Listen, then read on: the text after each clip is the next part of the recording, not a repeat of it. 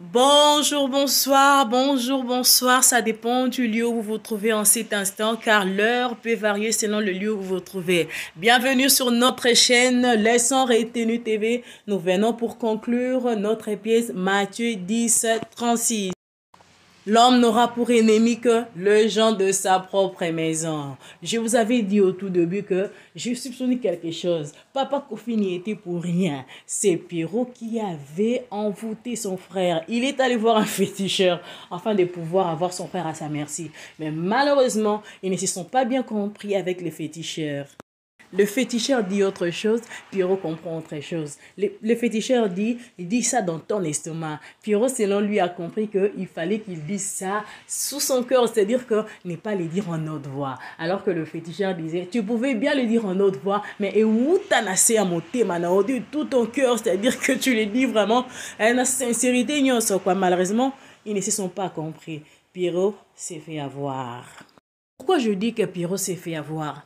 Vous savez que ces gens-là, les féticheurs, ceux qui basent qui viennent de malam, je crois que famille n'a pas famille n'a pas on sur banga base na batu base na bambongo. Ils en ont encore à mitambo. Je sais même pas pourquoi les gens juste à ce jour continuent d'aller voir les féticheurs parce qu'ils savent qu'il y a toujours des retours.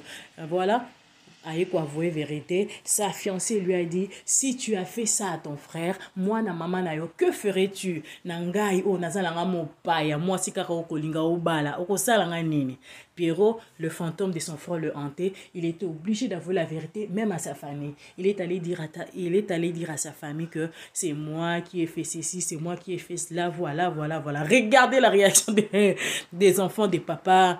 Deux enfants de papa Kofi qui étaient décédés. Mais comment Pierrot n'a même pas pu protéger papa Kofi? Il n'a même pas pu protéger papa Kofi alors qu'il était derrière tout ça. Il s'est ligué avec ses autres frères afin de pouvoir malmener papa Kofi. Il pouvait au moins protéger papa Kofi. Regarde-le, regarde-le. Maman est... Dis ça dans ton estomac, yes, dans ton estomac, ici. Voilà, famille, moi, ils allaient qu'ils soutaient, Mabo, Konamoto, c'est tout le monde qui regrettait. Mais moi, je crois que personne n'a pu protéger Papa Serge, ni Guécho, Léa non plus. Personne n'a su protéger Papa Serge. C'est parce que Guécho aimait trop parler. C'est pour ça qu'il a exposé Papa Serge. Il pouvait être discret parce qu'il comprenait que Pierrot était jaloux. Pourquoi il devait à tout moment parler et dire de n'importe quoi? Pourquoi après, ça moninga monté ma passe? Alors que tout le monde ça moninga monté ma passe, ils ont poussé dans le mal. Voilà, ben exposé de konabangoti, de konabanga keina kokufa. Maboko na motu, nana kosunga libota, ben ibi kolukate, bango nyoso ba vande la kaka wana bazela biloko yaya. Ezamawa. Deux valent mieux qu'un. Koto au paysan à Lengi, tout retenir vers ce rythme, ce verset d'Ecclésiaste qui nous dit que deux valent mieux qu'un. Pakaloui et Mamotor. Mbutu bandi kokota. C'est-à-dire que les versets que je vous répète, deux valent mieux qu'un. C'est-à-dire lorsque nous sommes deux, quand l'un veut faire un mal, l'autre lui dit papa, n'emprunte pas cette voie. Non, papa, n'emprunte pas cette voie. Non, maman, n'emprunte pas cette voie. Malheureusement, ça n'a pas été le cas. Ça n'a pas été le cas pour Pakaloui et Maman Top. Malheureusement, ça n'a pas été le cas pour Maman Top et Pakaloui. Voilà.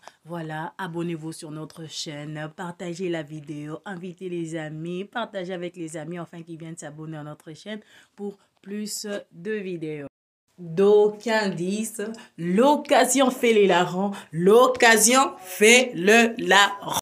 Il saisit l'opportunité parce qu'il a trouvé ses parents en train de se disputer. Il saisit l'opportunité afin de pouvoir les enregistrer. Et cela permettra de confirmer ses suspicions et de convaincre sa sœur qu'il y a un saint papa derrière la mort de leur frère. Sa sœur ne lui avait même pas laissé un minimum de dot. Même pas un minimum de dot. C'est-à-dire que la claque Ngolé l'avait donnée, la claque que Naomi avait donnée à Grace, oh franchement, c'était waouh. C'était naturel, c'était genre vrai quoi. Genre vrai. Moi-même, à chaque fois que je regarde cette scène, j'ai mal à la place de Grace. On dirait que c'est moi qui avais réussi cette claque. Rien de doute du peu. On dirait que c'était moi qui avais réussi cette claque. Ah là là, il dit, la sœur dit à son frère, sous le toit parental, yozo quand va parler à biso bandoki. Ata mabe na bon bako za la bandoki te bako sali comme mabe pa ya na biso te comme mekata ko bimisali kanisi wana comme mekata mokete ata mokete ko bimisa makanisi wana ya mabe o ezo matona motema. Je ne veux même pas entendre ça. Voilà, Grâce vient récupérer son téléphone, il écoute ce qui a été enregistré.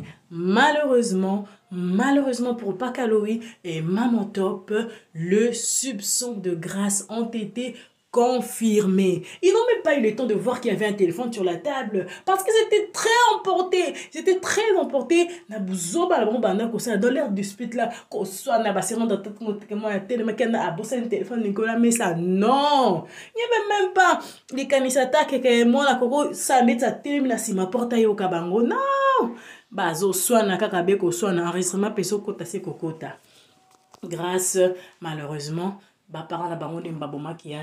Naomi était abasourdie. Naomi était abasourdie, je vous dis. Ce n'est pas facile, vous savez, hein, quand vos parents font ce genre d'actes. Est-ce que, tout comme moi, vous imaginez les niveaux de l'insécurité que pourraient ressentir Grâce et Naomi face à leurs parents? Regardez, vous avez des parents assassins. Ce sont des criminels, ce sont des assassins. C'est-à-dire qu'ils peuvent vous faire de mal d'une minute à l'autre. J'ai de dire la vérité à la famille de la veuve de leur frère qui est Bellevue. Ils ont appelé la famille est venue. Regardez le niveau de l'étonnement lorsque les deux enfants avouaient la vérité à la belle famille. Maman. Regardez, surtout, regardez bien l'attitude de Marie-Jeanne. Regardez là, maintenant elle crie, Emo, comme elle aime crier là, Emo. C'était juste...